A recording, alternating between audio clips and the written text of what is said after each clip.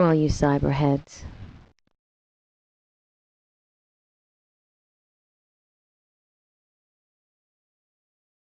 The House will be in order.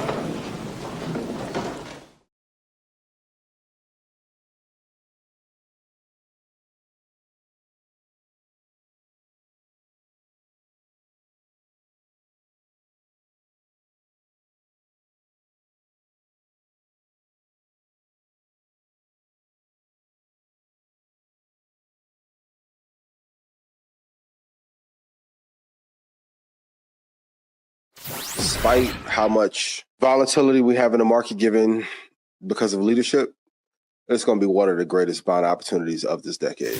We are here today because John O'Keefe was killed by the actions and conduct of that defendant. There was no collision with John O'Keefe. There was no collision. There was no collision. Hey, I ain't mean to scare you. Thought y'all done forgot about me in here. Come on, open the door, let me on out of here. Stay. It's you? Of course it's me, open the door. That ain't your brother. Yo, let me tell you, man. First of all, welcome to R&B Talk on a Thursday. Steve Gooseby, solo today. That Sinners movie, we're going to talk a little bit about that. Just a little bit now. I was supposed to go view the movie yesterday. I was supposed to check it out, but we'll get into that a little later on about why I didn't check it out. But we're going to talk about it still just a little bit. Also going to get into some cryptocurrency like we normally do here on the Urban Heat. Crypto is just one of them things. It's new technology.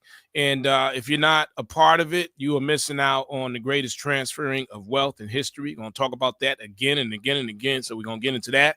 Also, one of the biggest things happening right now, one of the biggest movies outside of Sinners is the Karen Reed trial. If you haven't been paying attention, we're going to get into all that in a few minutes as well. But before we do that, let's talk about our Boston Celtics. All right, they're up 2 games over the Orlando Magic. If you watched the game yesterday, Jason Tatum did not play, and a lot of folks were worried. The game before, he got injured. He went up for a dunk, and one of the guys from Orlando kind of swung him around, and he landed on his wrist. So he has a wrist injury. It's not broken, but I guess he's in enough pain where he could not play yesterday. And just like during the regular season, no Tatum, no problem. No Brown, no problem. No Porzingis, no problem. The Boston Celtics are stacked. They are stacked when it comes to talent on that team. They got a bench that, in my opinion, is it's almost pretty much the same bench they had last year with a few acquisitions, but they, after a year of experience, after a year of working together, they are a much better team coming off the bench than ever before. Everybody knows their role, and everybody plays it well on that team. And if you haven't heard, Pritchard won the 6th Man of the Year award, that John Havlicek award, and he deserved it. He won that with flying colors, coming off the bench as a 6th man, a guard, and just lighting it up from 3-point range for the Celtics. So he's going to be he was a major part during the season.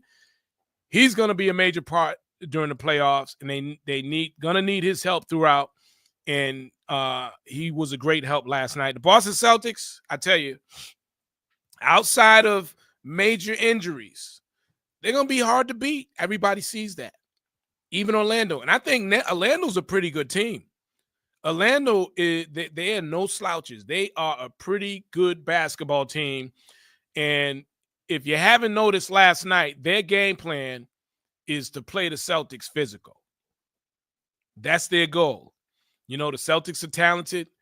If we're going to beat them, we got to beat them by being physical. And they were physical last night, if you didn't notice. They was doing some things. I'm like, wait a minute. Is this the old bad boys, the Detroit Pistons? Are they trying to take a page out of that building? It was a good game last night for the Celtics to win without Jason Tatum. And, I didn't know what to expect. I wanted to see what, I believe in my Celtics just like I believed in my Patriots. Of course not as a bad team that they've been over the years, but during the dynasty years, I'm talking about with the Patriots. And we're going to get into that too because the NFL draft is tonight, 8:00. So we're going to talk about that a little bit. But yeah, my Boston Celtics, man, they are stacked when it comes to talent. And they're going to get past Orlando. I'm not going to make any predictions on this next game. I do think Orlando will win one at least. I don't think they'll sweep the Celtics will sweep Orlando. I don't think that's going to happen, but they are a stacked team and should be appreciated. And I got a particular friend, man. He's always, no Tatum, up. We're going to have to do this. We're going to have to do that. Man, listen. They've done it all year. The Celtics have done it all year. Whenever someone is hurt, I mean, you can go down the schedule and look at all their wins. When there's always been someone, for the most part, in that starting five that could not play due to injury. Drew Holiday was out. Porzingis has been out. Brown has been out. Tatum has been out. And so on and so on. Horford has been out. Celtics are stacked, man. I like my chances. I'm not going to make any predictions yet. We got a long way to go. This is just the first round of the playoffs. We got a long way to go, y'all. But, yeah, if you're a Celtic fan, you should be feeling real good because we're stacked. And we got, knick-knack injuries, but they're not standing in the way. And it was good to see Tatum on the sideline, cheering them on. Yeah. And did you see the play when Porzingis got elbowed in the forehead and all the blood started gushing out? Yo, the Magic are playing very physical. They're playing very physical. And they said it was a foul, but nah. The man was bleeding. You got to upgrade that to a flagrant one, which they did. So I thought it was a good win for the Celtics to have had without Tatum. And even if you go back to game one, Tatum and Brown, they didn't necessarily play their best games. That wasn't their best games by any means, And they still won by 17. So I like what I see in the Celtics, man. Y'all should be, you all should feel good about them just as well. All right. And looking at the New York Knicks, if you're a Knicks fan, which I'm not, but the thing about the Knicks is they got all this hype. They went out and they did this and they did that during the offseason and could not even beat a contender like the Celtics, like the Cavaliers, OKC, all the top teams. The Knicks have not won one game against any of the top teams during the season. And now it's playoff time. Detroit, I'm not sure where they came in terms of where they finished, but they're not a top team. But they're a good team. They're a good young team. Detroit's a good young team, and that series is tied at 1 apiece. Where the Knicks, you would think, with all the acquisitions they made during the offseason and talent that they have on that team, they do have a lot of talent. They should probably be up 2-0. They should be up 2-0, but that's on paper. And we don't play the games on paper, so it is what it is, all right? All right. The NFL draft is tonight. For all you football fans, the Patriots pick at number 4. The draft starts at 8:00. And some of the top prospects, people are talking about Travis Hunter. We would love to have him here in New England. We would love to have Abdul Carter, linebacker. Or even running back wise, I don't know much about Ashton Genie, but I know he's a good back. He's one of the top prospects. I don't think we necessarily need to pick him in the first round as a running back. I think we can get a running back almost anywhere. All right. Cam Ward, we know Tennessee is going to pick him. Cleveland probably will pick Travis Hunter. The Giants, they're saying that the Giants is going to snatch Abdul Carter, but I think the Giants is going to fool people and just go ahead and pick up my guy Deion Sanderson's son, Shador. And I think that's a move they should make. I know they signed Russell Wilson. I know they signed what's my other guy? They signed 2 quarterbacks anyways. And it looks like they did that because some say they're not going to draft a quarterback. I'd say they better not play around and go ahead and get Shador. You need a quarterback for the future. All right.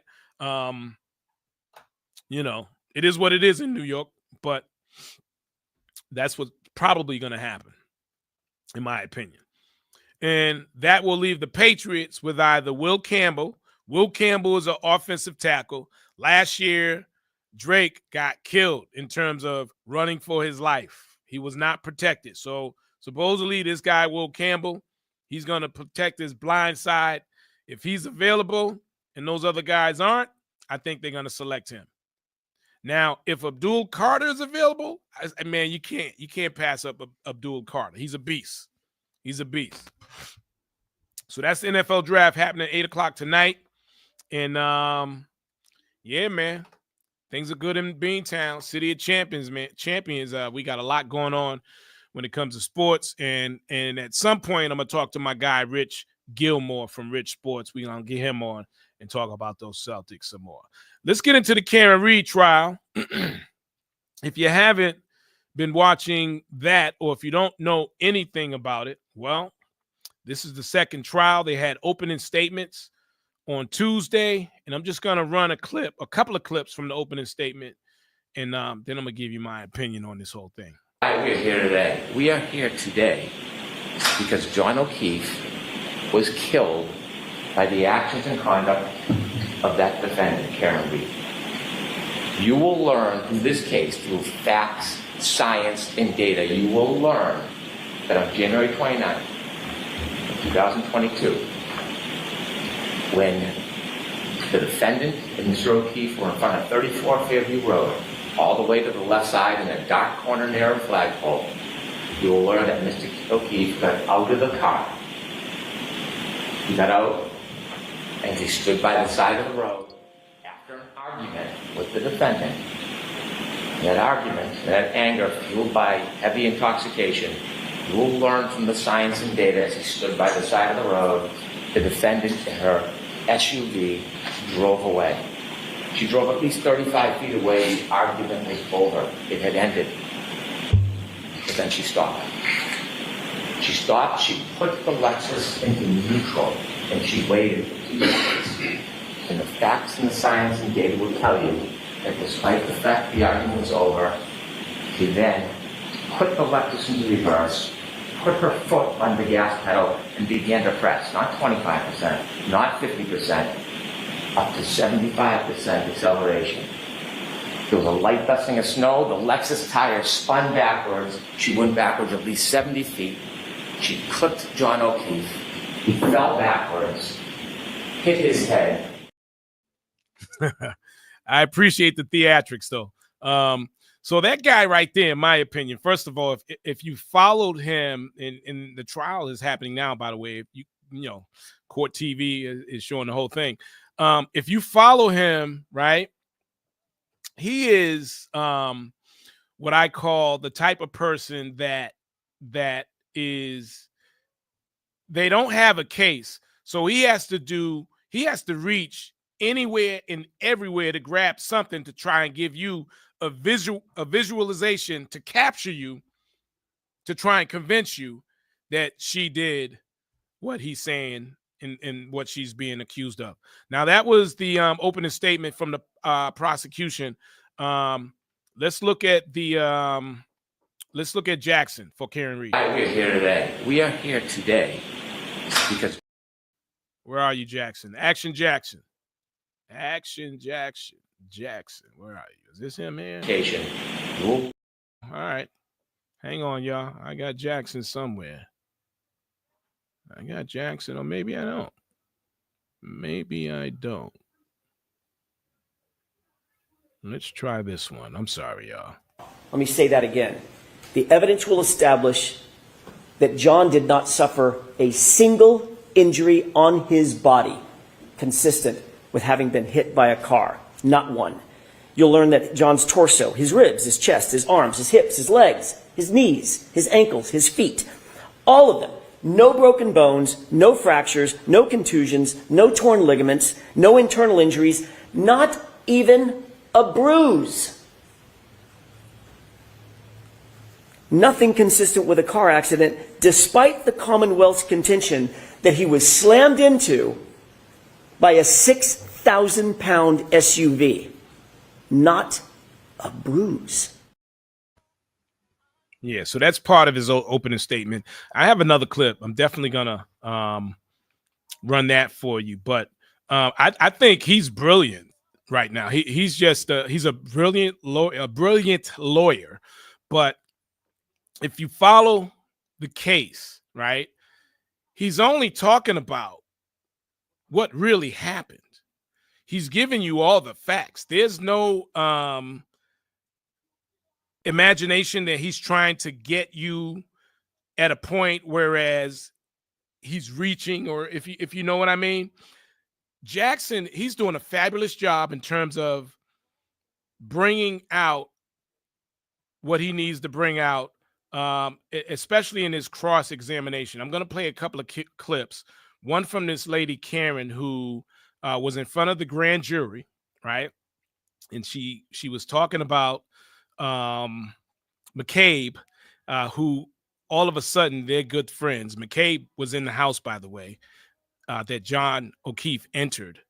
And, you know, if you talk to the prosecution, they're saying he was never in the house. But as we go along, there's data that Jackson will talk about that will show that he was in the house.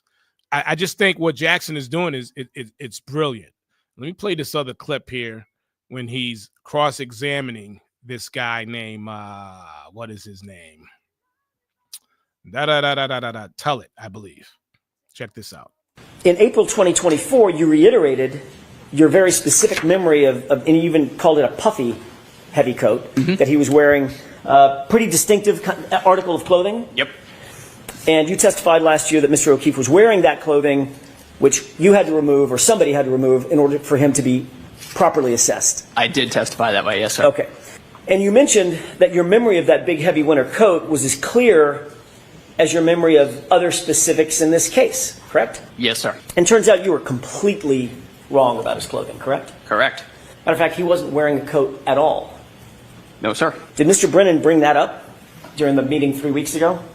He asked about what I had meant when I said appropriately dressed. So you did talk about something other than just the I hit him, correct? Yes, sir. When I asked what y'all talked about, why didn't you tell us that?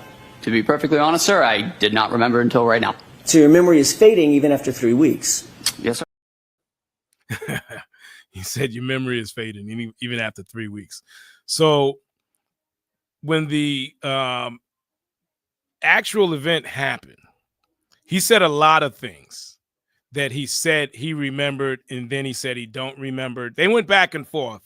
You know, I can't play the whole clip, but they went back and forth on that for a while before he finally started agreeing to some of the stuff that he said and that he didn't say. And in the end, he lied. He lied. You know, he talked about early on, he said during this second trial, he said that she said, I hit him 3 times. But his testimony back then, he said he only said it twice. When actually he only said it twice.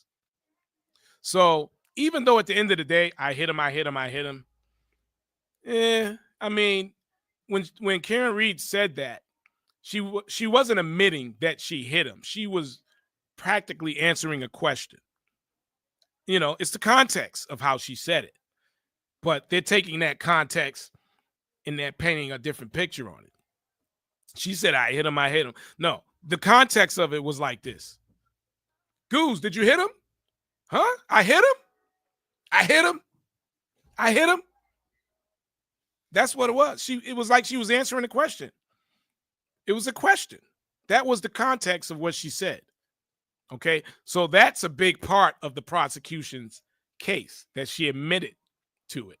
But there's in the way I just explained it, there's reasonable doubt right there. Matter of fact, there is so much reasonable doubt throughout this case, the town of Canton, the state should even be embarrassed that this is even at trial. There's so much reasonable doubt. It's ridiculous. All right, let me play another clip from the same guy. Matter of fact, let me skip that and let me bring you to Kerry. Now, Kerry, who you're going to meet in a second, she's being played. She's being played by Jennifer McCabe. Jennifer McCabe, she's pretty much in my opinion, she's the orchestrator of all of this. You know, in my opinion, what happened, I think the son punched the hell out of John O'Keefe, knocked him out, hit him so hard that, you know, during that time it didn't kill him, or maybe it did. I don't know. I'm not a doctor. I think the son just clocked him, knocked him out. Everybody panicked. The dog chewed up his arm, and Jennifer McCabe was like, nope, this is what we're going to do. We're going to fix all of this. We're all police, and we're going to fix this.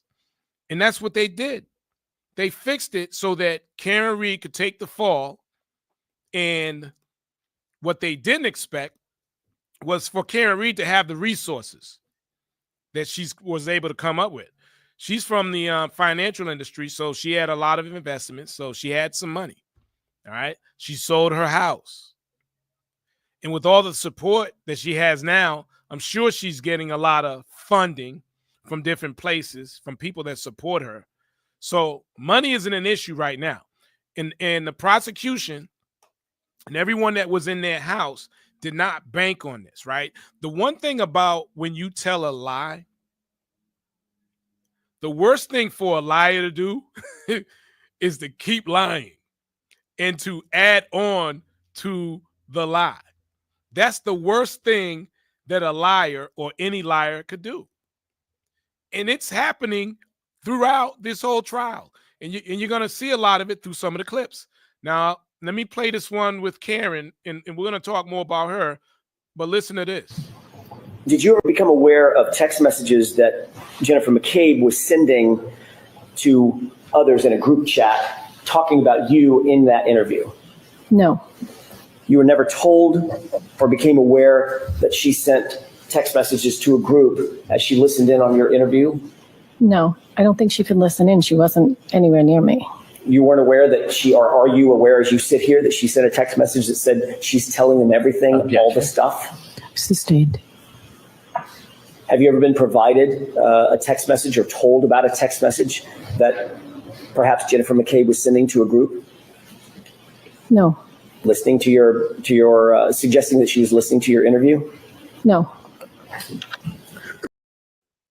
Wow, you want to talk about being played? She had no idea that Jennifer McCabe was going back and forth in a group chat saying that she's telling everything. She got played. She got played. And you know what? I can tell she seems like a nice, gullible person to play. And she got played into all this. And you could tell because even now, she keeps saying that her and Jennifer McCabe are friends or that they became good friends.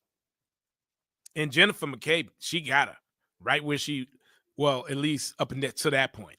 Because her husband, Karen's husband, if he's a smart guy, honey, I think she playing you. Honey, she played you. And she got caught in a lie too. And I'm going to play that clip for you. She was caught lying on the stand. She said something back then that she admitted that it was a lie. She said it was unintentional. Unintentional. Or maybe you was just manipulated into saying what you said that wasn't true. Reasonable doubt. I mean, again, it's all over. In my opinion, it's all over this case. And if you got an opinion, I do want to talk to someone who believes that she did it. 617 238 7111. 617 238 7111. If you think Karen Reed did it, I just want to talk to you. I'm not going to badger you or anything. I like to hear. See, that's the thing about, I'm not even going to say her name because she's not here today. But y'all know who I'm talking about. That's why I like having another person in the studio, because I don't want it to just be my opinion. I don't know everything. I can just give you my opinion. But to have another person to bounce off of with a whole different perspective,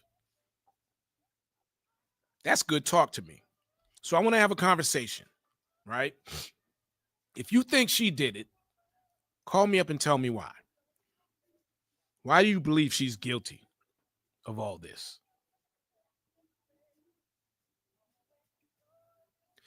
Yeah, this whole case, I've said it time in and time out. It's a real live movie. You got Sinners, which I am going to go see either tonight or over the weekend. I'm going to check that movie out, and we're going to talk about it just a little bit. And then you got this whole thing right here. You can just sit in front of the TV and watch it live. And you'll smile and you'll laugh. Some of y'all might cry. Now, if you saw John O'Keefe's mother on the stand yesterday, I didn't like that. I didn't like that the prosecution put her on the stand yesterday, because I felt like it was a badgering situation for her, even though the prosecution didn't necessarily badger her, but you can say they kind of did in reminding her of her son's death, and the fact that she also got to relive. I think, don't get me wrong, I could be wrong here, but I think her daughter passed as well. Or her daughter, someone else passed in that family not long before John O'Keefe was killed that night.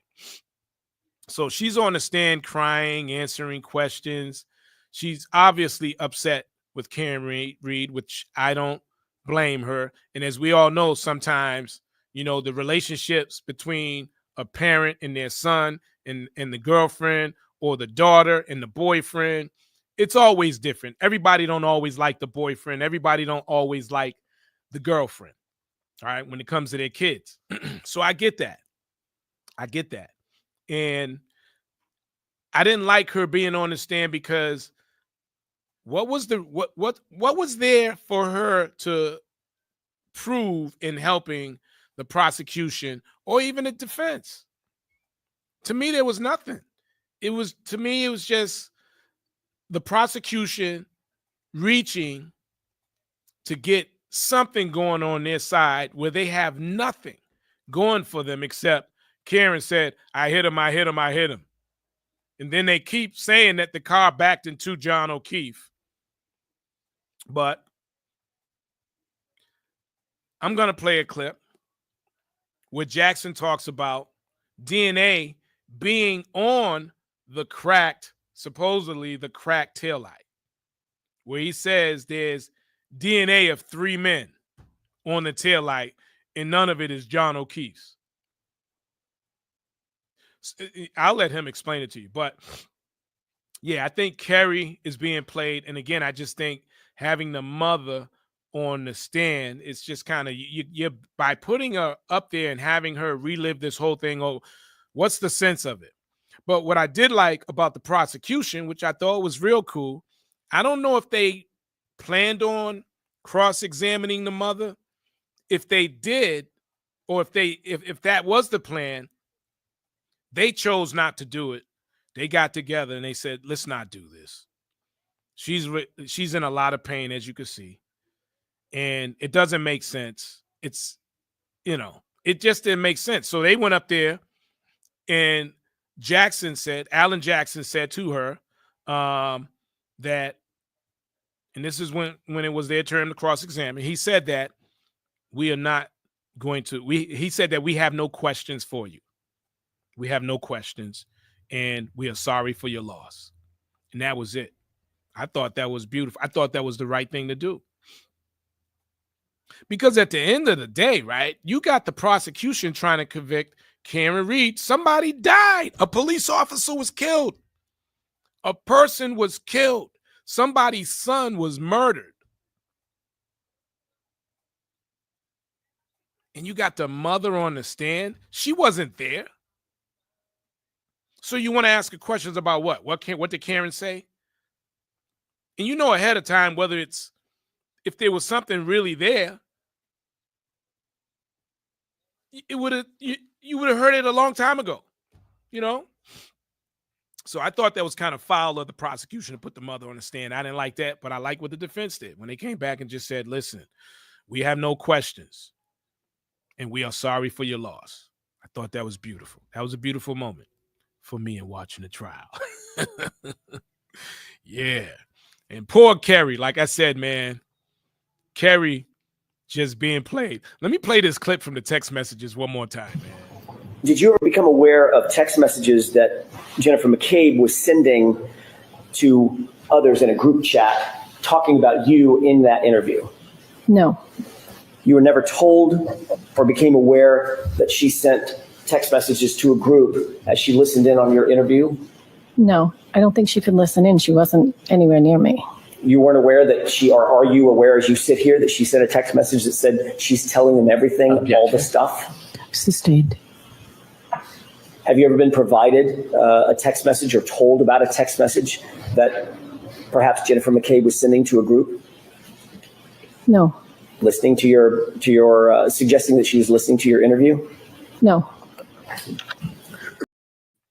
Yeah. You know how it feels when you find out something that you just never knew about, and it's something that's not good and your heart just dropped. That's what just happened to her hearing that Jennifer McCabe was in a chat texting back and forth about her supposed to be friend Kerry, and she just used the hell out of her. Now I'm going to play another clip, and this is where Kerry gets caught lying. Question wrong, because I did not hear anybody ask about a Google search. Well, I know that's what you're saying now. I get that. But when you were asked, what, if anything, did she ask Miss McCabe while they were sitting in the back of the cruiser that you heard, your immediate answer was, at one point, she asked her to Google hypothermia and how long dash Google hypothermia, end quote. Correct? Correct. That was your answer. Yes. Correct? To a question I misunderstood. And that was a false statement, wasn't it? Technically. Technically? Yes, Being a technically. little bit pregnant, Ms. Roberts. Okay, so remember, jurors, I said earlier, comments of counsel are not evidence and you're to disregard them. Ask a question. Thank you, Your Honor. What do you mean technically? Technically, I was under oath, and I did not hear Karen asked Jen to Google it. And yet under oath... But I knew it happened at that time. And yet under oath you said you did. Correct. And that was a lie, correct? Objection. Was that a lie? Did you lie? I did not intentionally. But you did. And Not intentionally. okay, that's the end of Understood this. the question, Mr. Jackson. All right, is there any other question or is that it? I didn't hear what you just said. I said I misunderstood the question, Mr. Jackson. That's what you're saying now, correct? That's what happened. All right, Can I ask one more question? okay. In that quote, you said, at one point she asked her to Google hypothermia and how long. Then you corrected yourself and finished with Google hypothermia. What did you mean by how long? What were you about to say? I don't recall. Had someone told you something about a phrase that started with how long? I don't recall. Hypothermia? I don't recall. Like, for instance, how long to die in cold? I don't recall. Okay. All right, Ms. McCabe, I'm sorry. Yeah, she got a little feisty right there. Mr. Jackson. She got a little feisty, but hey, you lied, or you got, well, both. You lied and you was manipulated by Jennifer McCabe, your so-called friend, who before all this was not your friend, who all of a sudden was your friend and came into your life only to manipulate you to be on the prosecution side of trying to convict Karen Reed. The truth is the truth, man. I'm telling you. The thing about lies, we all know, especially if you've been around long enough, lies always catch up to you. You can't beat a lie. And there's so many lies. I mean, someone need to do some type of survey or something on how many, you know how when they do fact checking and all that, there needs to be some fact checking on this, because there's just so much. There's a ridiculous amount of reasonable doubt. There's no way she's going to be convicted. There's just no way. No way. Now, though Karen and the other guy, I can't remember his name. The name I said earlier, I know that's not his name, but I'm close. Someone tell me his name. The first two witnesses were caught in lies. The first two witnesses from the prosecution already caught in lies. In just 2 days, well, today's the third day of the trial. But after the first 2 days, the first two witnesses caught in lies. All right, let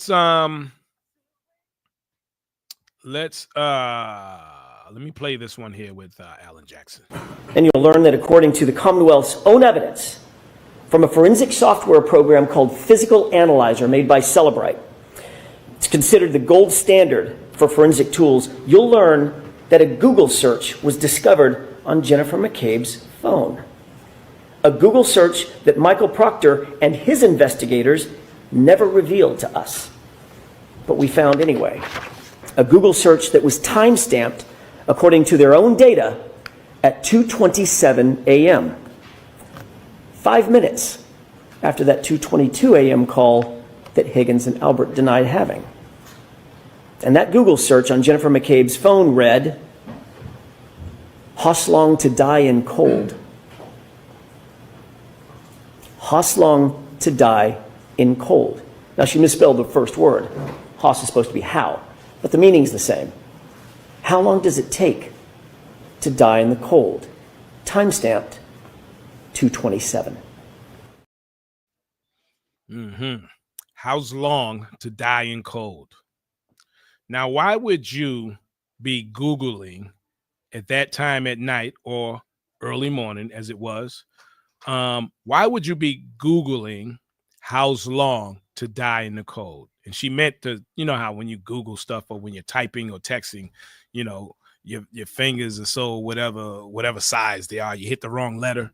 And so it came out, how's long to die in the cold, when she meant how long to die in the cold. And then she deleted it. She deleted it. Yeah, that's Jennifer McCabe. And let me just paint the story for those who don't know and just jumping on board in terms of the Karen Reed trial. So one night, one snowy night, it was a blizzard. It's a blizzard going on. They was all out drinking at this bar in Canton, having a good time. They were pissy drunk too. They was drinking a lot, you know, and they were all Boston police, girlfriends and wives of Boston police and state police. And they was having a funky good time. And then when the bar shut down, they went to the after party, which was at the Alberts house in Canton. And then John, of course, was invited. And, you know, Karen was like, "You sure you want to go?" Because there's bad history with the family and people in the Alberts family. So Karen was kind of shocked that he wanted to go to the party, even though they was all at the bar together. And you know how it is. You know, y'all got friends too. You know, you don't like everybody, but you like them. But you know, y'all been friends for a long time, or supposed to have been friends for a long time. You got people in the circle. You don't like everybody. So, you know, he was out with the fellas, Boston police. They all don't like each other, but, you know. So anyways, John, there's so many different stories out there in terms of why it happened. For instance, the son, you know, people that live in Canton, There are people that know him as some type of, or allegedly, it's being said that he's some type of drug dealer. In fact, John went to complain about drug activity in a certain neighborhood in Canton, Massachusetts, probably at his mother's house, because I believe the mother lives in, no, the mother, yeah, I think she lives in Canton right now. The mother of John O'Keefe did live in Mattapan, or vice versa. But anyways, John supposedly filed some type of complaint about drug activity in the neighborhood. So when you hear about how his body was found, it wasn't just the knock in the back of his head in the dog bites, but his eye was bruised. He was punched in the eye. And one of the guys from the EMT, when he pulled up, he said, was this guy in a fight or something? You know, so I don't know. You have that. And again, I said earlier, I believe the son is involved. There's pictures out there where they show his knuckles, and his knuckles were all bruised up as if he was in a fight. And when he was asked about it, you know what he said? He said, I fell down and I braced my fall with my knuckles. That was his answer. So there's all kinds of crazy stuff that when you think about it, think about yourself falling.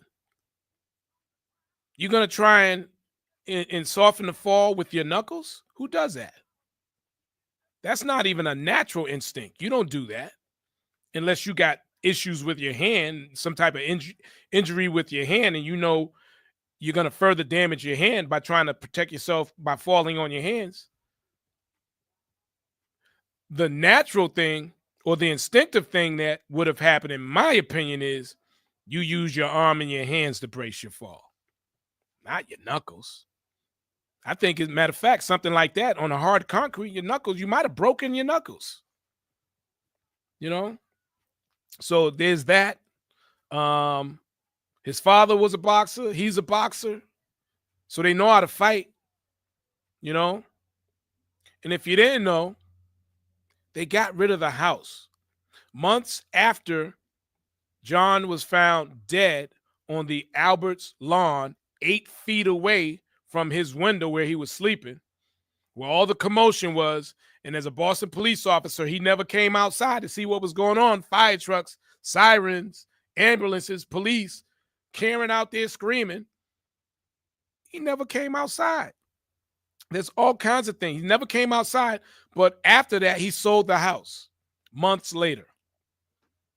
And then what's being said as being the dog bites, they got rid of the dog. They rehomed Snoop. They rehomed him. So you can't bring the dog in and check out his DNA. You can't do that. They got rid of him.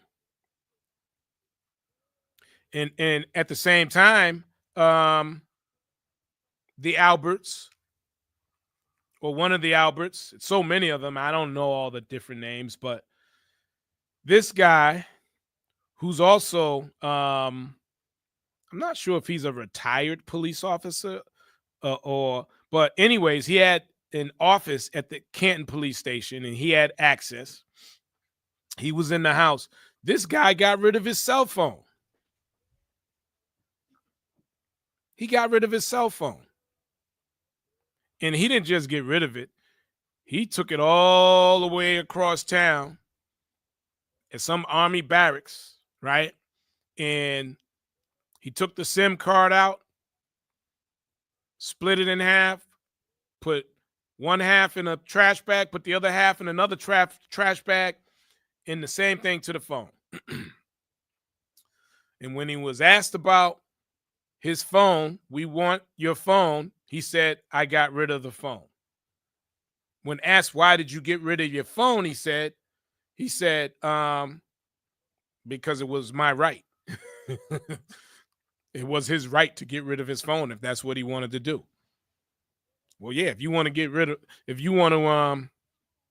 exclude yourself from being in that house and being there and what you were doing, how many steps you took, because that's what with these phones, these smartphones today, they tell on you.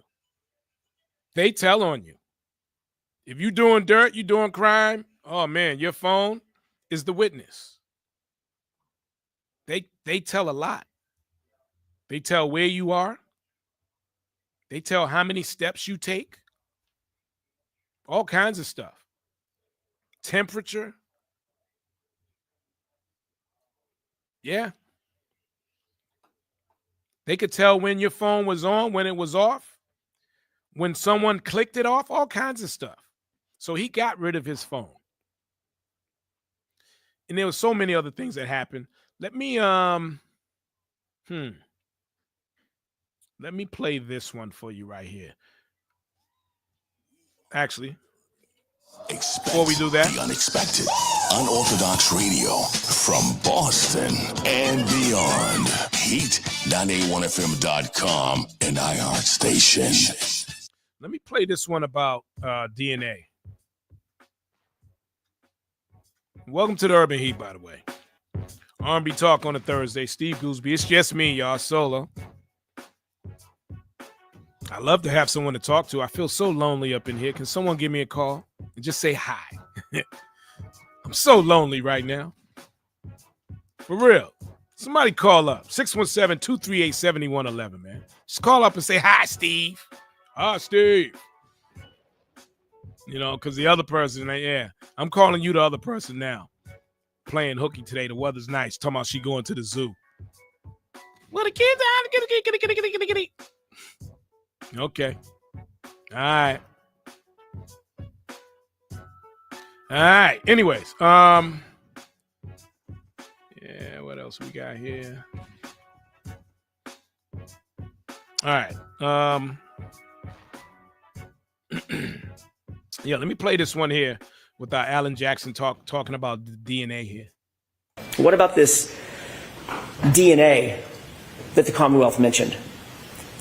They're going to try to dazzle you with talk of DNA because it sounds so scientific. The DNA was on the taillight. But you'll learn that there was no DNA on the actual shards that they claim came in contact with John's arm. None. There was no blood, no tissue, no skin, no DNA on a single shard of plastic that they claim cut deep abrasions into John's arm, the arm that you saw overhead. The DNA that was actually found, the actual science will show it was found outside of the taillight housing where anyone with access to that vehicle would have touched. And it wasn't just one male's DNA. In that exact same sample, there were 3 men found. John and 2 unidentified males. So unless the Commonwealth is going to shift their theory that SUV hit 3 men that night, their entire theory falls apart. And speaking of DNA, the evidence will further establish that John O'Keefe's shoe, the one that he was wearing when he was found, was sampled. And that DNA revealed 5, count them, 5 unidentified males. Recall that the evidence will establish independently that John was injured someplace warmer and had to be moved onto that lawn. 5 unidentified males touching that shoe. Yeah, so, yeah, 5 unidentified males on his shoe. How? How does that happen? So were they dragging him out of the house onto the lawn? Is that what happened? It amazes me, right? You're talking Massachusetts state troopers and Boston police. This is law enforcement covering up a crime. Yeah. Covering up a crime. And again, the scapegoat or the person to let's blame it on Karen. She's drunk. She don't know what she did. You know? The only problem, they just didn't know how deep her pockets were or how deep she would go to defend herself. And I would do the same thing. If I'm going to defend myself, I'm going to defend myself. This is my life you're talking about. You know? Again, more reasonable doubt. There is so much reasonable doubt here. It is just ridiculous. DNA. And, you know, the prosecution, again, they're talking about, you know, the data will show this, the data will show that. And how can I put this? It's kind of like when politicians tell you certain things, you got to read through, you got to decipher what it is they're talking about, or you just got to wait and see what they do, because it doesn't always happen. You know, some of them just talk to talk. Some of them talk a lot and don't do much. Some say they're going to do stuff and then they don't do it. So the prosecution, when I listened to the opening statement, when he said the data will show, I was like, oh, really? I can't wait to see and hear this. And then, you know, Alan Jackson, he can't wait to hear it either. And then he pokes a million holes in it. He pokes it, you know, the holes are so deep, all the truth just starts coming out. Oh, it's not as easy as you thought it was going to be getting on that stand. We want you to say this. When you get up there, we need you to say A, B, C, and D. This is what you're going to say. You got it? Okay, I got it. Okay, I got it. And then you get up there and you start hearing questions that you didn't prepare for, that you got to answer on the stand because you're under oath. Oh, it's a different game.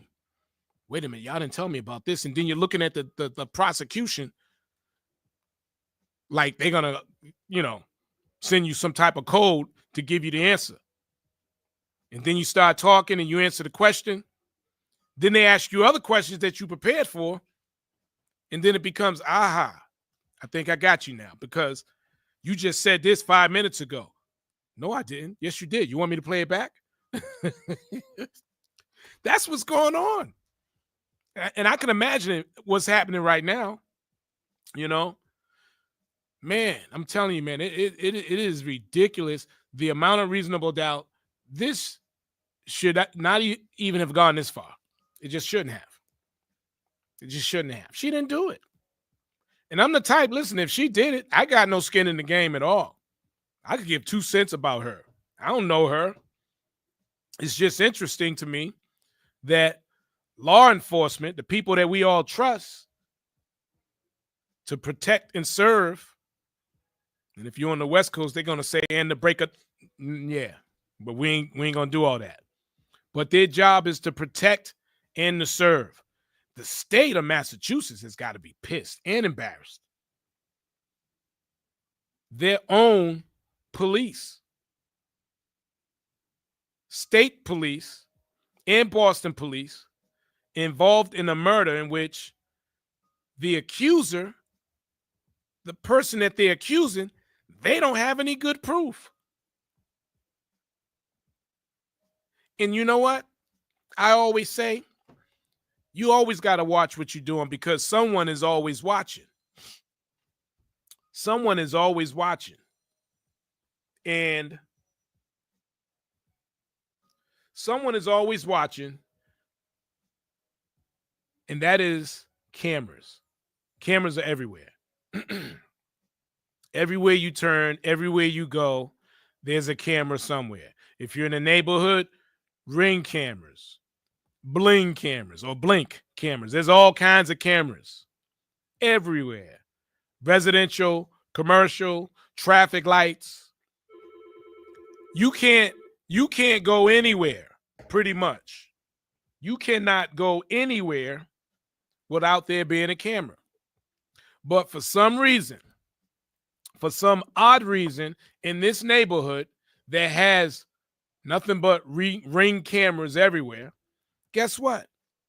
There was no video footage at all. There was no video footage at the Albert's house and no video footage at the neighbor across the street, the neighbor over here. Nah, no video footage at all. Is that a coincidence? That all of a sudden there's no video? I don't think it is. I think they got rid of the video. They didn't want anybody to see them dragging the body out to the lawn. And on top of them selling the house, they redid the basement not once, but twice. They sold the house, redid the basement twice, got rid of the dog, got rid of their phones. And at the police station, when they told Karen's SUV to the police station, when they showed the video was reversed. They reversed the video on purpose because they didn't want you to see the person back there breaking the taillight. So they reversed the video so you couldn't see that. And they altered the time on the bottom. They altered the time, and you can see that in the video. I'm sure Alan's going to show all that. There's just so much reasonable doubt. Oh, my God. It's crazy. It's crazy. All right. We're going to get back to Karen Reed in a moment. Got my guy Rich on the line, Rich Sports. What's happening, Rich? Hey, Steve, brother, how you doing? Hey, man, that Karen Reed case, man, I love it, man. It's like suspense TV, man. I'm paying attention to it, brother. Who are you telling, man? I've been on it from day one, man, because it's like a real live watch of a movie. It's nonstop, man. And the stuff they're coming out with it's nothing but the lies. It's just like when you're watching a TV show, lies, murder, love, all of it is there during this trial. Hey, Steve, only thing I can say to you, don't go through Canton and do nothing wrong, brother. I tell you, yeah, they mad in Canton right now, even though they probably gonna be on their P's and Q's because they know they're being watched. And the other thing too, what folks don't realize, they were recently audited. And it's public record now. You can go online and look it up and read the audit. And I'm sure Alan Jackson, Karen's attorney, is going to bring this up. In the audit, the audit says that pretty much they did nothing right when it comes to this investigation. They did everything wrong. Not other stuff. Evidence, yeah. When you collect evidence in a Dunkin' Donuts cup and a Stop and Shop bag, that sounds a little bit like the OJ case. Yeah. I think it's worse. I think it's worse than the OJ's case, man. But what's crazy though, if that was you, if that was me, or anybody else, oh man, we probably be gone with the wind, man. Oh, this case would have been over. Luckily, Cameron Reed had the resources to fight these guys. Right. She had I just resources, said that. you know?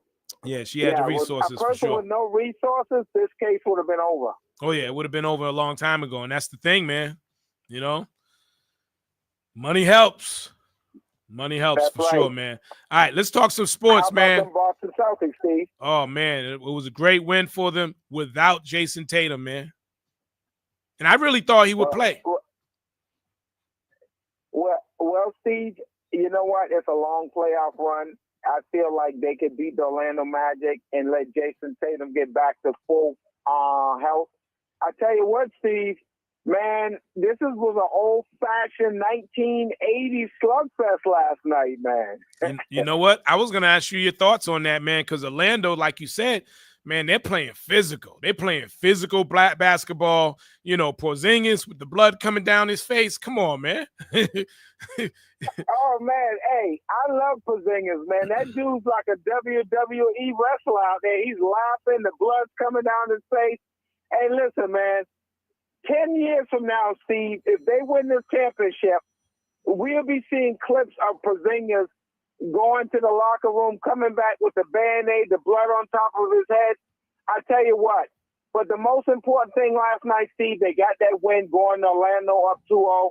Jaylen Brown showed that he is a top 10 basketball player in this league. No doubt. He plays Robin to Tatum's Batman, but when he's called upon to be the primary guy, which he proved last year, Jaylen Brown has proven once again that he could be the guy if he had to.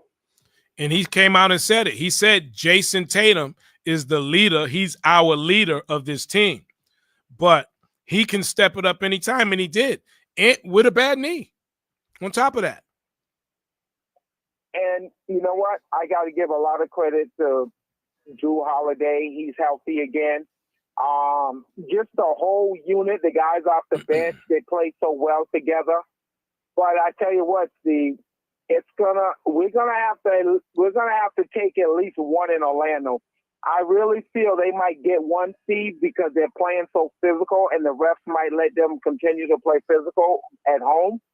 I would love to just sweep them and rest, but it's going to be tough to take both from them because the home crowd's going to be there, and hopefully Jason Tatum can play. But Orlando's playing a little 1980s basketball. They're knocking people down, and the refs are kind of letting them play a little bit, Steve. Yeah, they're letting them play, and Horford ain't having none of that, man. He ain't having none of that, man. I forget who it was that knocked him down, man. Horford got up like, "Oh, we ain't doing that, homie." not happening. Well, I tell you what, Steve, we might have to do a little Red Auerbach, one of his old tricks from years ago. You bring in a Tillman or a Crpto. You bring one of those guys in, man, so they can throw a hard foul on Banchero. That way we can't afford to lose one of our key guys.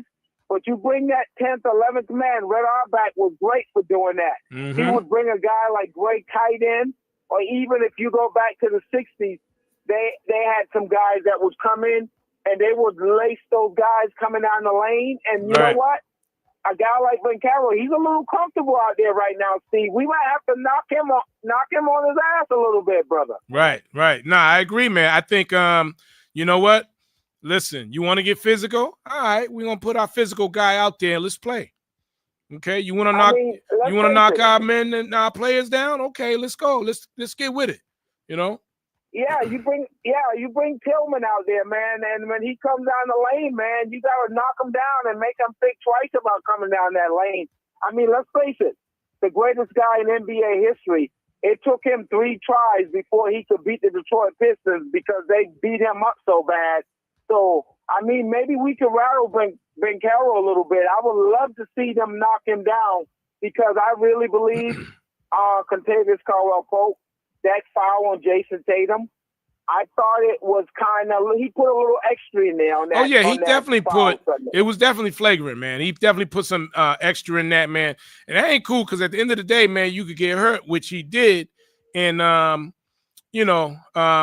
yeah, listen, that was Porzingis' forehead. Good thing it wasn't his eye.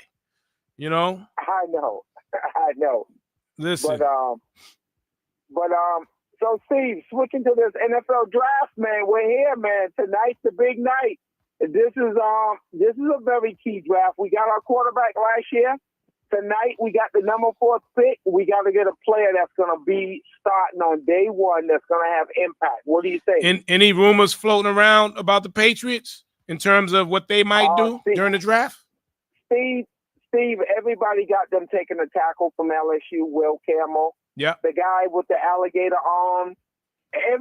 Everybody got the Patriots taking this guy.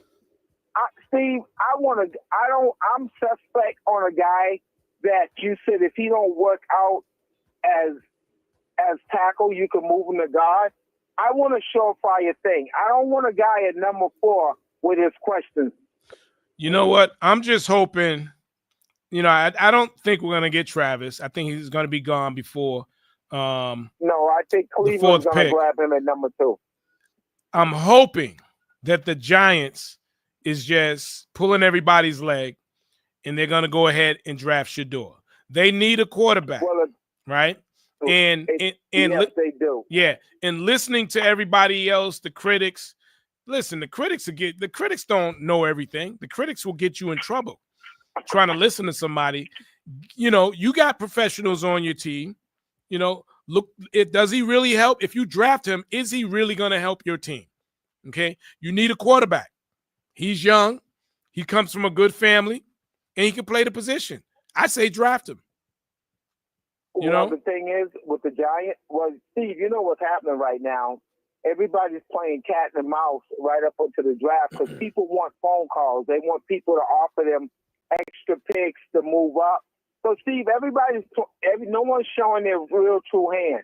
The only thing we know for sure right now is the Tennessee Titans are taking Cam Ward #1, and more, I say the Cleveland Browns need Travis Hunter because they need somebody like that on their team to bring some excitement.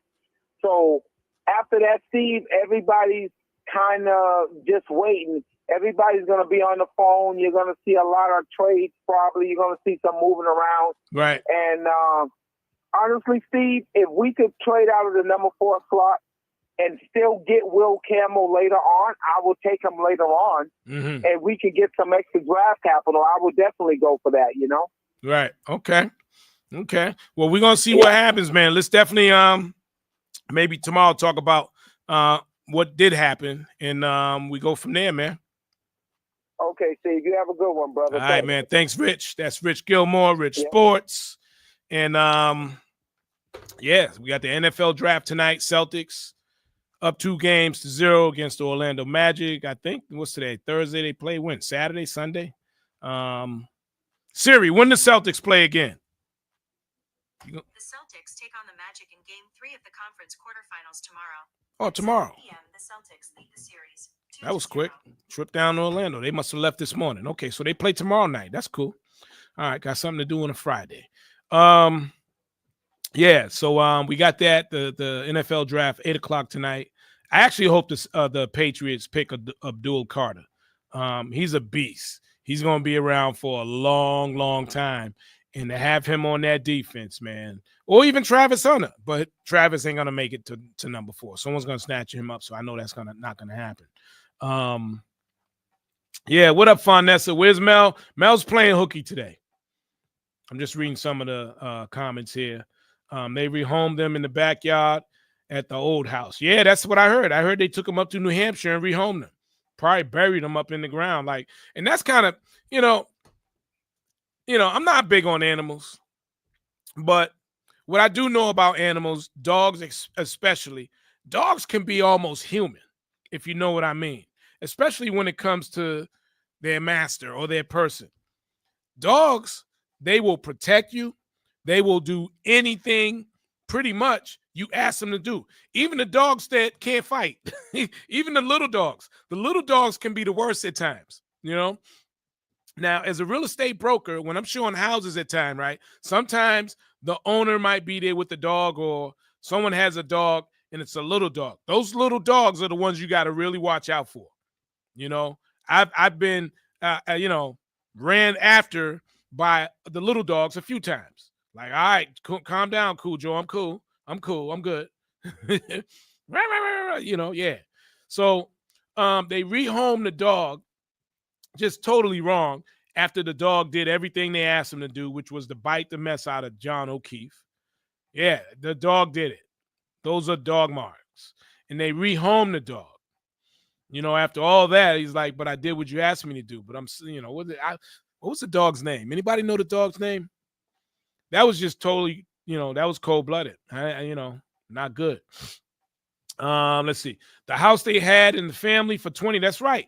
Before they sold that house in Canton was in the family for 20 to 30 years. A family house. He was never supposed to sell that house.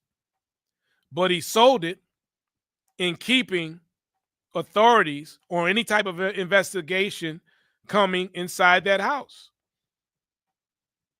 Yeah. And again, they did the basement over twice. Mel, stay out of the comments, Mel. We ain't talking to you. Stay out of the comments. Let's see. What else we got here? Let me scroll down some more. Yep, mouse don't want to cooperate. But yeah, so back to the Cameron Reed. Then we're going to wrap up the Cameron Reed. We're going to get some crypto. We're going to talk about centers for a little bit as well. And hang on, nigga. All right. Did I play this clip here? I'm not sure if I played this for you guys. And Jen and Matt McCabe. So Jennifer McCabe was with you yet again just before you gave official testimony under oath concerning this case and concerning the incident. Correct. Ms. Roberts, when was the last time you've spoken to Jennifer McCabe before you testified in this trial? In this morning. Did you discuss your testimony? No. So you and Ms. McCabe, who became friends because of this incident, Correct. talked as recently as this morning before your testimony. Correct.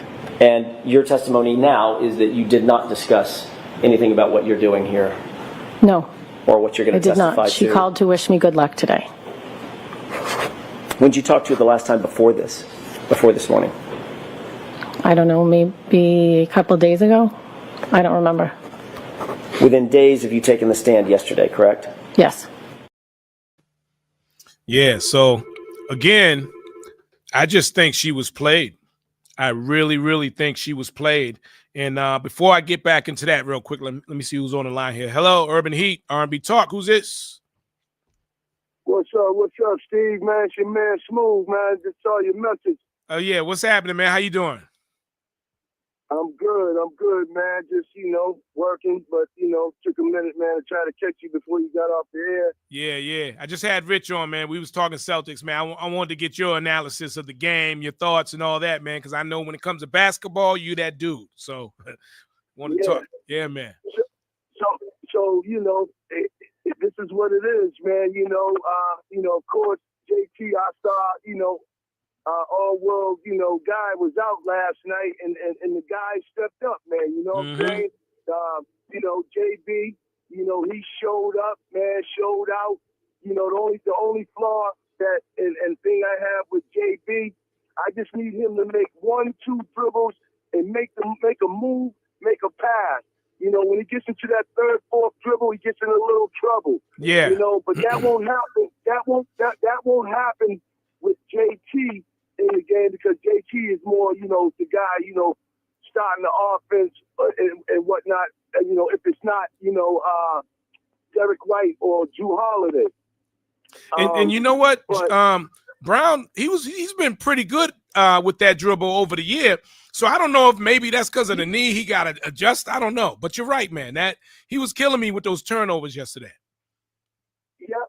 But that's okay. You know what I'm saying? Orlando, they trying to, physical us up. You know what I'm saying? But, we can play that way too. You know what I'm saying? Mm-hmm.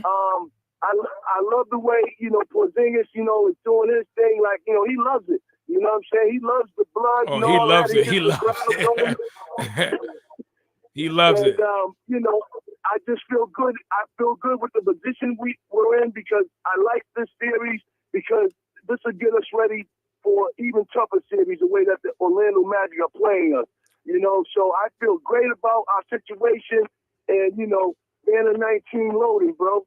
Yeah, listen, man, I hope in the game tomorrow, like you said, man, we can play physical too. And Rich said the same thing, right. Man. I hope that, our coaching staff say to the players, especially the bench, man, throw on one of them guys and like, listen, they want to play that, man, you go in there and give them a bowl back. It's okay. That's right. That's right, they want to play physical. They want to knock us down, knock them back down. Yep, absolutely, man. You know what I'm saying? It's bleed green with me all day long, man. All day. I'm with you. Yeah, man. Yeah. All right, man. I appreciate you, man. Absolutely, man. Steve, always a pleasure, man. All right, we'll do it again, man. They play tomorrow, so we'll have some insight on that game too, man. Absolutely, brother, man. Enjoy your day, man. All right, you do the same. Yes, sir. Yes, that's Smooth. If y'all don't know Smooth, man, Smooth back in the day, come to basketball on them courts. Yeah. Google him and check out the film. He was the man for sure. Yeah, so just jumping back to Karen Reed real quick. And Karen, who already been caught in lies and being played, man. It's just, and then we're going to get on to something else, and I'll just say this to end it. So many things have happened. There's so much reasonable doubt. Like I said before, it's ridiculous. And listen, we all have common sense. You know a liar when you see him. You could tell someone that's when they're lying, right? We all got that, radar. Certain radars go off when a person's energy enters a room or when they start talking. You either feel that you feel something. We all feel something. A lot of times when you have that feeling, you're right. You're right on point. You could be wrong, right? Because a lot of times you have to be around a person to know, to learn them and all that. But for the most part, when you're accustomed to a certain environment, when a certain person enters a room, radars go off. I don't know. Something about them. I don't know them, but we'll see. I don't know. But yeah, the Karen Reed thing, I mean, again, they sold the house. They did the basement over twice. They killed the dog, rehomed the dog. Poor dog. Got rid of the cell phones, deleted texts, Googled how's long to die and then deleted it. Lied about where they were, what time, and just it's crazy. And I can only imagine what went down today. Whatever goes down today, we'll talk about it tomorrow or Monday. We'll see. We'll see how it goes. All right. So, and to end that, again, they did audit the Canton police station, and it was found that in the audit, all the information is there. You can look it up. They did everything wrong with the Karen Reed. The Karen Reed investigation is a big part of the audit. It's in there, and they did everything wrong. For example, you heard about the cups. You heard about the stop and shop bag. They never sectioned off the crime scene. They never interviewed the witnesses. They never went into the house. And even after the body was moved, that area should have been sectioned off so that there wasn't any type of tampering. None of that stuff was done. None of that stuff was done. And the biggest thing that Alan Jackson said in his opening statement on Tuesday, that's like a home run? Michael Proctor, all right, the lead investigator, Massachusetts State Police, was fired. He was fired, and Alan Jackson said he earned it. And he talked about, or he mentioned, how hard it is to get fired as a state trooper. It's damn near impossible to get fired if you're a state trooper. And probably the same way with Boston police. He was fired, and he said he earned it. And he was the lead investigator in this trial that's happening right now. You want to talk about reasonable doubt? The lead investigator was fired for his work done in this investigation and during this trial. That right there is a home run. But because of how things work, again, this shouldn't even be we shouldn't be at this stage. In fact, Karen Reed was acquitted during the first trial, right? You can go back and look up the information. She was acquitted, but there was jury tampering. This is why she went to the Supreme Court to try and get the 2 charges thrown out. The jury was tampered with. Yeah, it's crazy. It's crazy. It is. This whole thing is crazy. And the last thing I'll say, and then we're done with Karen Reed, at least for now, unless some breaking news comes up. The chief of Canton Police just retired. She just retired as the chief of Canton Police. Rumor has it she retired before, anything else were to happen and the possibility of being fired and losing her pension. I don't have any other details on it, but yeah, the chief of Canton Police just recently retired. I would say that whole department, and they said morale is down, and I would say that whole department just needs to be revamped. They got a really bad look. Even Massachusetts State Police, bad look, needs to be revamped. And I know the governor did hire a new head of the state police. How much that will help, I don't know. But you bring in new blood, new ideas, new ways.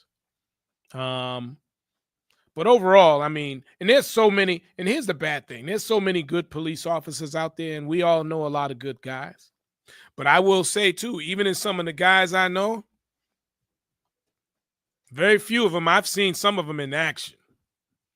Man, when you see them in action, if you've ever seen someone in action on the police department that you know that's a friend, if you ever seen them in action, night and day, some of them. Some of them just night and day. Being on the job and being at home is two different things.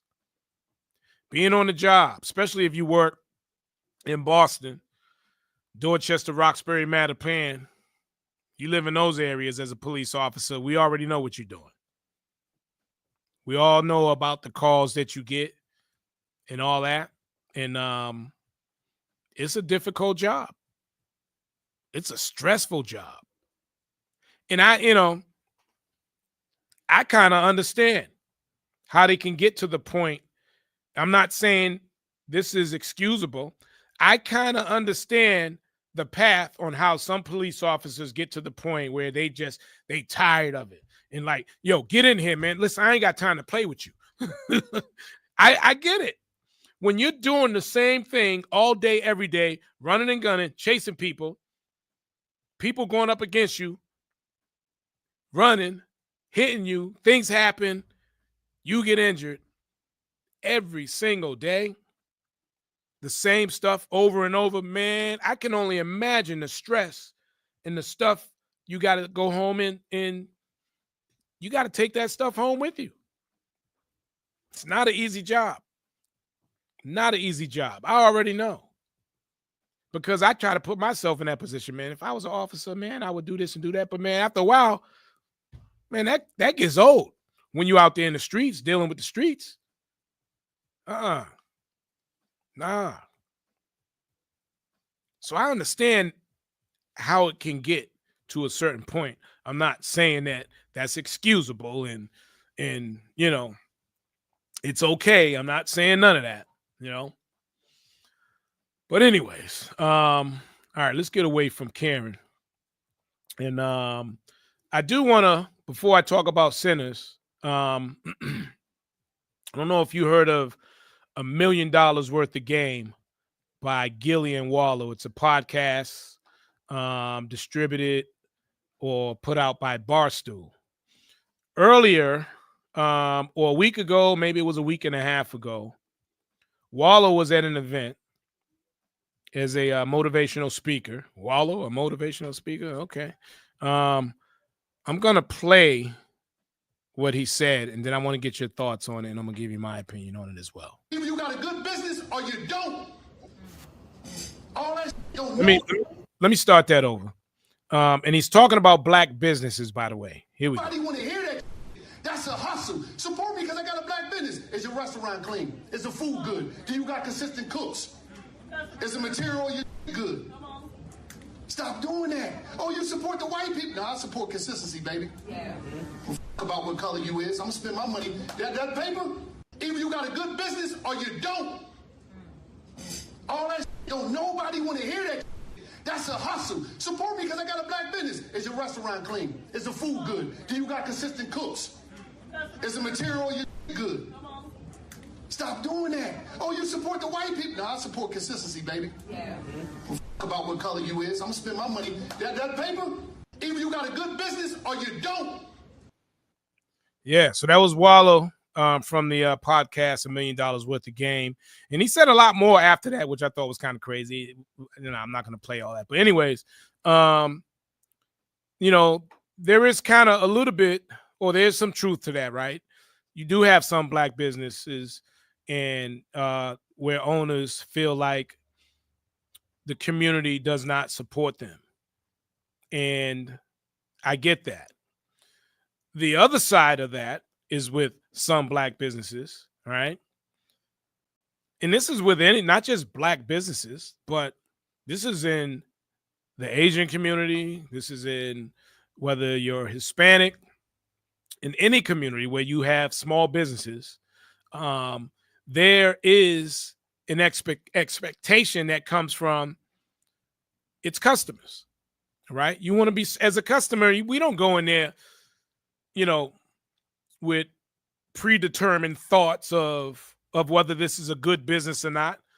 We know whether it's a good business or not when we walk in the door and we have that feeling of wow, I like this. Something don't look right, or we don't like it. Let me buy this, and you get home and it's not what it's supposed to be. I mean, at least that's how it is with me. I don't go in there thinking like, I'm not going to support this. If someone is known for selling something great and I like it, I'm going to support them. If someone is selling something great and I like it, I'm going to support them. And I think that's how it is with most people. It's like that with black businesses. It's like that with blue businesses, brown, white, green, with any business, in my opinion. So I understand what Wallo is saying. Now, looking at everything as a whole when it comes to black businesses, now we could talk about DEI and all this other stuff, the Walmarts versus the mom and pops and such and such. There are advantages and disadvantages as well. Sometimes with smaller businesses, you don't get the pricing. You're not going to get the same pricing as a Walmart or a Target or Walgreens or CVS. It's a little different. They can buy in bulk, so they get different pricing. So sometimes you do, if you buy things, that's why if you go in the hood sometimes or certain neighborhoods and you buy certain things, man, it costs too much here. I'm going over here and get it much cheaper. Well, that's because the chains, they can afford to buy more in bulk and they get it for a cheaper price, so they can afford to knock it down a few dollars. Now, in the hood, a lot of times, it's about convenience. You don't want to go all the way to Target or Walgreens or here and there. Or they got a store right around the corner, man. Just get it. It's 30 cents more, so what? It's $1 more, so what? I'm going to spend that in gas going to Walmart or down the street to CVS or whatever. So I get what he's saying. I just want quality. I don't care who's selling it or what. I love good black businesses. I want to support them. Hell yeah. But also, if that business or any business, whether it's blue, brown, white, green, if that business is known for example, let's say a restaurant, and you got bugs or mice, no one is supporting that. No one. Doesn't matter what color of the business is. No one's going to support that. Also, is that business welcoming? When you walk in the door, are they greeting you? Are they not greeting you at all? Are they treating you like a customer? Are they treating you like they treat everybody, or are they treating you because you're different? That's important too. How you treat customers. How you act around certain customers. How's the atmosphere? Is it conducive to if I'm with my kid? You know what I'm saying? What's going on in there? Seems like, and I'm just throwing this out there. Seems like everybody this is the hangout. I don't know. I'm just saying. I'm just throwing stuff out there. So I thought that was interesting. If you want to join in on the conversation, 617-238-7111. Lines are always open. I know folks are at work. It's hard to get to the phone sometimes, but I'm here. If you want to talk or if you want to put something in the chat, you got a question for me, Yeah.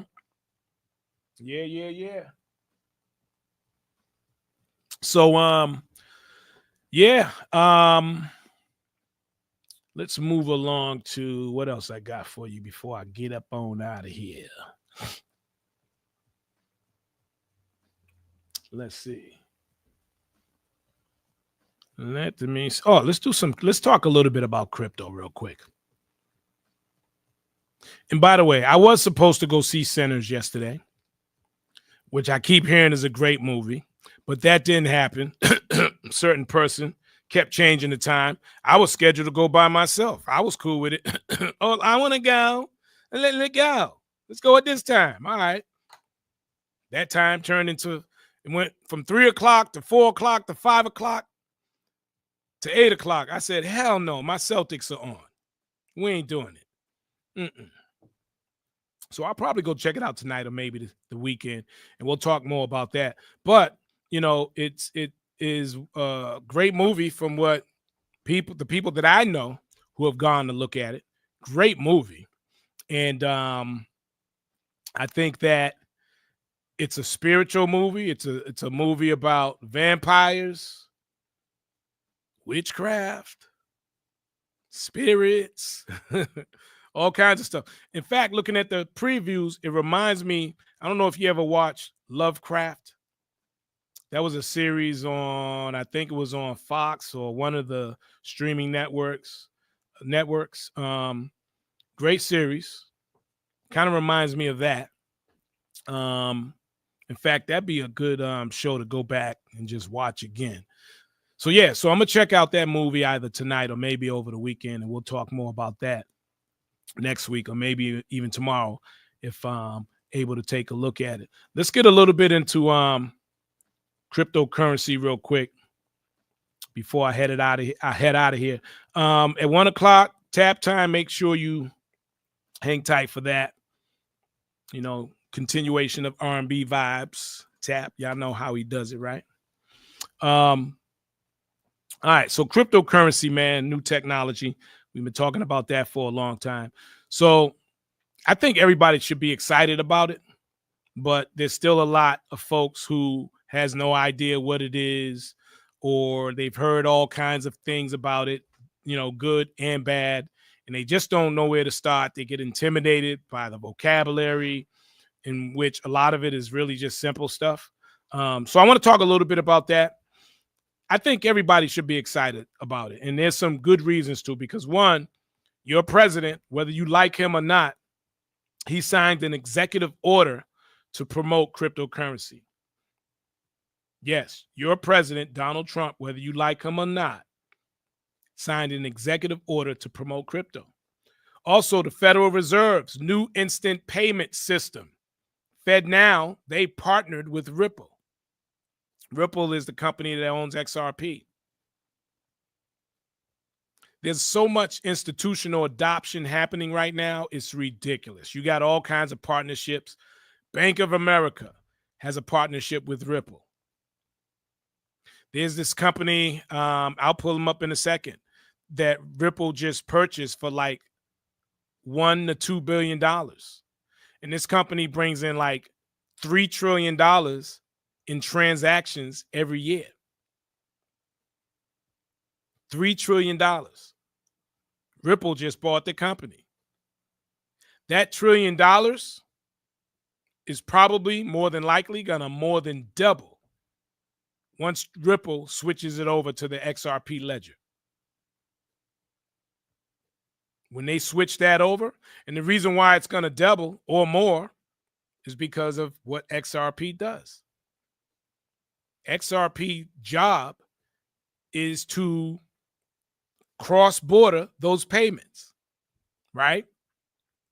In which I talked about, I believe it was last week or a few weeks ago, those payments are instant. It takes like 4 seconds to do one transaction. But what's even better than that, they can do hundreds of thousands of transactions, anywhere from 3 to 5 seconds. So you got to think, if they were able, the company they just bought, if they're doing 3 trillion in transactions a year without that technology, imagine what they're going to do with it.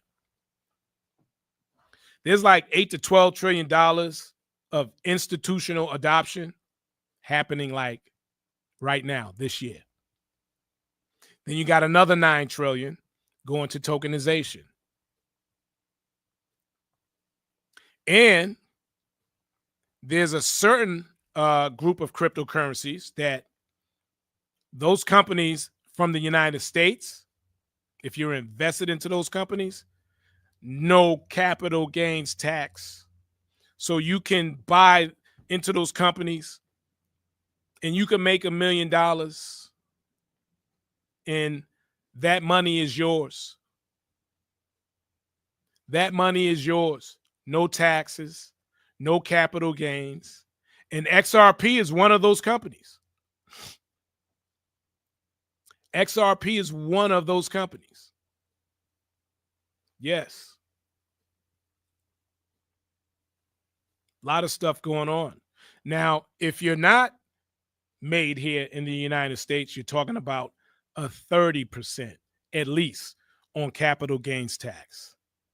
So if you make $1 million, roughly about $700,000 to $670,000 that you'll walk away with instead of $1 million.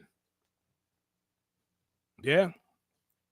So XRP is in the United States. Solana is another company. Sui. And these are all great investments right here. If you own any of those, you'll be all right. But it's a lot more than just buying crypto.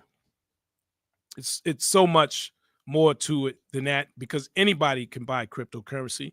And there's so many folks right now who still have their stuff sitting on these platforms like Coinbase, Binance. People got their investments just sitting there, right? I guess that's cool. If you cool with it, I guess it's all right. But understand, if something happens to that platform, if somehow, some way, Coinbase one day says that, all right, we're shutting it down real quick. We're going to shut it down.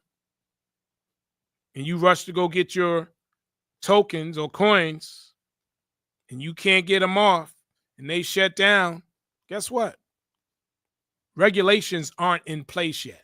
So it's not like the banks where your money in the bank, it sits in the bank. You are insured up to $500,000 or whatever the amount is. I think it's $500,000. Crypto's not like that. There's no insurance. Not yet. It's coming. Regulations is coming. It's definitely around the corner. It's going to happen this year in 2025. And that's what most of these companies are waiting for. A lot of these companies are all set to go. Bank of America is ready. Bank of America is ready. Chase JP Morgan is ready. BlackRock, I will say they're ready. Their whole thing is tokenization right now of all assets, including the stock market. And by the way, the stock market will be 24 hours coming soon. Just like cryptocurrency. The stock market will be 24 hours coming soon. Once the stock market is on the blockchain, it will become you'll be able to invest and keep an eye on your stock 24 hours. There'll be no more of this, starting early in the morning and ending later on in the afternoon. So that's going to happen.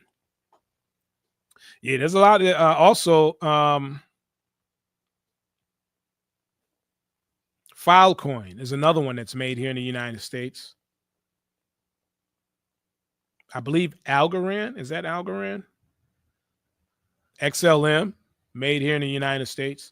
So those are all tokens that, again, if you were to purchase those, and now that isn't law yet. That hasn't officially come down from Trump yet, but it will. He said it on live television. So once it happens, and once it'll probably, again, once regulations come in, there's a lot of things that are going to change when it comes to banks and financial institutions. So just something to keep an eye on. Yeah. I think that's going to do it, y'all. I think I'm done. I think I'm done. Tomorrow we got R&B vibes. If you love R&B, during the week, Monday through Wednesday, and on Fridays, because we do this on Thursdays. If you're into R&B, what R&B vibes is about is pretty much while you're at work, you got music you can turn on and just keep on. You don't have to worry about the aggressive stuff. Sometimes, you could turn on the radio and it's too aggressive for the office. Nah, we kind of, we play some things, and it's very soulful on R&B vibes when you tune in. And there's a lot of good music out there.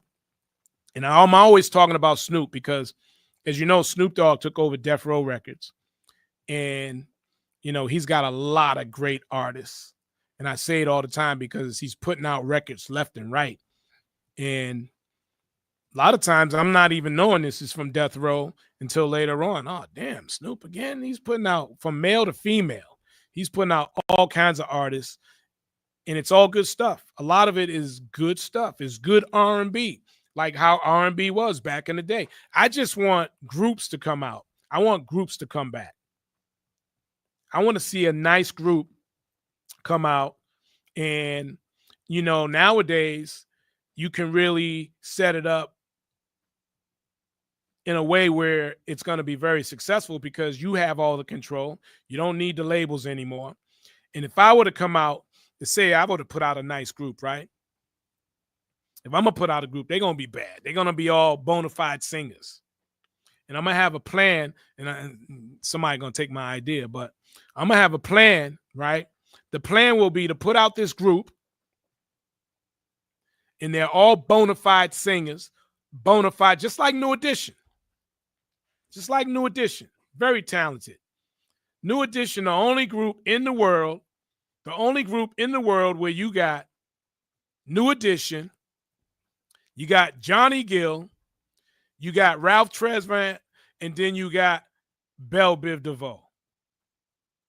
Johnny Gill, Bobby, Ralph, Belle Biv DeVoe. You got 4 groups out of 1 group. I don't think it's ever been done before. You got 4 groups out of 1. And they still doing their thing. Still on tour, singing and dancing, and they got a new record out. Well, it's not out yet. It's coming out. Belle Biv DeVoe got a new record coming out. I had a chance. I did this event at the Y probably about 3, maybe 4 weeks ago. Actually put a clip out on my Facebook page. And they had this, what was the name of the event? Anyways, you had groups of dancers. And they ended the afternoon. The DJ played the new Belle Biv DeVoe, and they was all dancing to it. It was kind of dope. So they got a new record coming out, and the only group in the world to come out with other stars. Bobby, just when he first came out, he just killed it. Bobby just killed it. And someone told me Bobby, his first record, Girlfriend, that he didn't like that record. I loved Girl. I thought that was a great record. I mean, it didn't do what Tenderoni did or any of those records, but it was a great record. You can't have a Best of Bobby Brown and not have that was the first record. It didn't put you on the map, but it told everybody you was here. So I liked Girlfriend, but I heard he didn't like that record. Yeah. So yeah, that's gonna do it for me, y'all. It's tap time at 1 o'clock. I'm gonna go out and get me something to eat. I'm hungry. It's been great. We'll do it again tomorrow. R&B Vibes, y'all. Have a great one.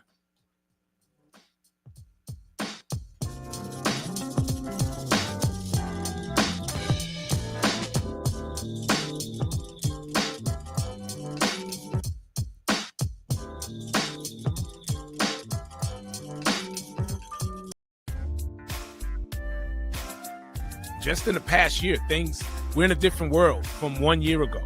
How the system is going to have to reset And for it to reset, it's going to have to do what? Look at the stock market, the crypto market.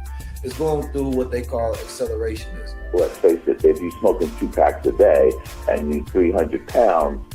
Angie Stone even talked about it before passing, about not receiving the money that she was owed for. That kind of falls under that submissive thing. So it's not so much about being obedient, but being submissive enough with your partner to. They have a song on the album called "Are You Mad at Me?" And are you still mad? Are you still mad at me? So Manny does credit good. Allow him to do that. You're a DJ and a radio personality. Stick to that. Stick to selling houses. Legit, I had no money, right? I was 23 years old, just out of college, and I wanted to get in. I had linked up with one of my buddies. Yeah, Uptown is basically Harlem. That's what we used to call Harlem. We didn't call Harlem back in the day. We used to call it Uptown. How do you help these kids to redirect that thinking?